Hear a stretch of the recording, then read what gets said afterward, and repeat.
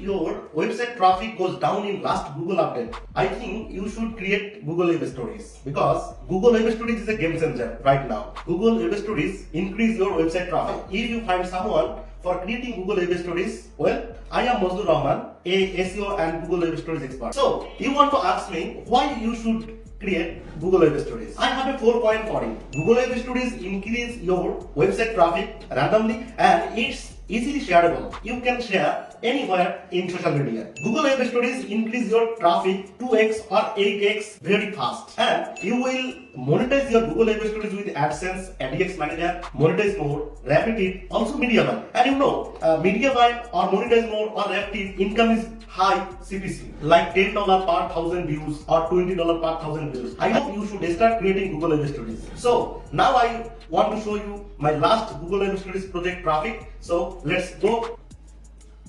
If you think you need Google Web Stories, contact me or DM me first on Fiverr.